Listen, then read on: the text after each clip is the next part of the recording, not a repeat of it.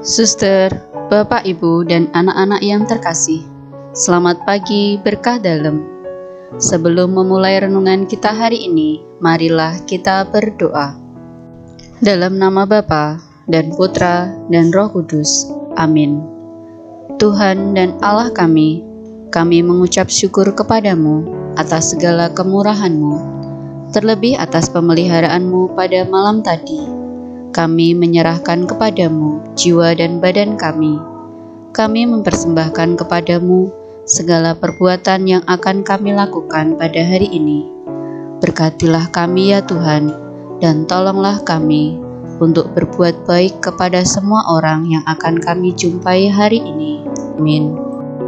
Bacaan Injil hari ini diambil dari Matius bab 24 ayat 42 sampai 51. Yesus bersabda kepada murid-muridnya, "Berjaga-jagalah, sebab kamu tidak tahu pada hari mana Tuhanmu datang. Tetapi ketahuilah ini, jika tuan rumah tahu pada waktu mana, pada malam hari pencuri akan datang, sudahlah pasti ia berjaga-jaga, dan tidak akan membiarkan rumahnya dibongkar. Sebab itu, hendaklah kamu juga siap sedia, karena Anak Manusia datang pada saat yang tidak kamu duga. Siapakah hamba yang setia dan bijaksana, yang diangkat oleh tuannya atas orang-orangnya untuk memberikan mereka makanan pada waktunya? Berbahagialah hamba yang didapati tuannya melakukan tugasnya itu ketika tuannya itu datang. Aku berkata kepadamu, sesungguhnya tuannya itu akan mengangkat dia menjadi pengawas segala miliknya.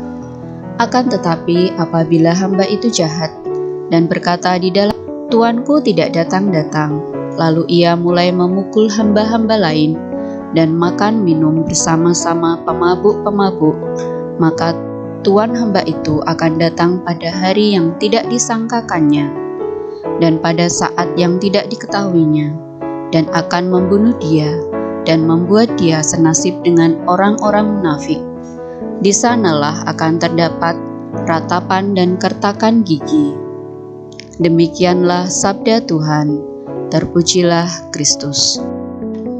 Suster, Bapak, Ibu, dan anak-anak yang terkasih, satu hal yang bisa kita gali dalam perumpamaan hari ini adalah kualitas hidup seorang hamba dan tugasnya.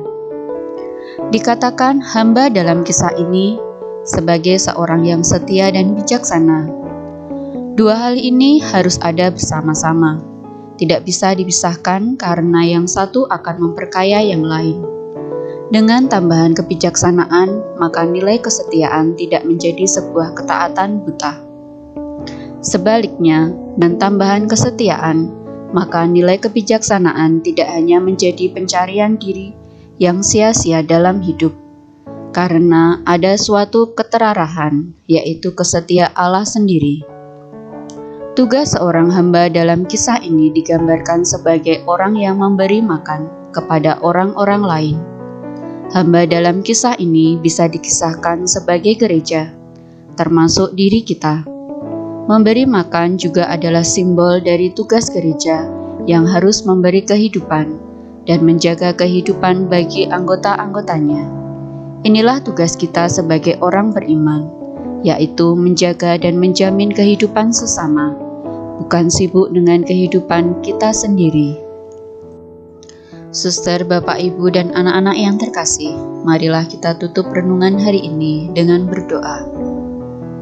Ya Allah, Bapa yang Maha Baik, terima kasih atas perlindungan-Mu. Terima kasih ya Yesus atas Roh Kudus yang Kau utus untuk membimbing hidup kami. Sebelum beraktivitas, kami mohon bimbingan-Mu sepanjang hari ini. Berkatilah pula orang tua kami, pendidik, sanak saudara kami, dan teman-teman kami sepanjang hari ini. Dan berikanlah penghiburan bagi yang bersusah hati, sakit, dan menderita. Bimbinglah kami ya Bapa, supaya hari ini kami selalu berlaku sopan dan melaksanakan tugas kami dengan baik. Utuslah Santo Santa pelindung kami, para malaikat pelindung, dan Bunda Maria sendiri, supaya mendampingi kami sepanjang hari ini. Amin. Dalam nama Bapa dan Putra dan Roh Kudus. Amin.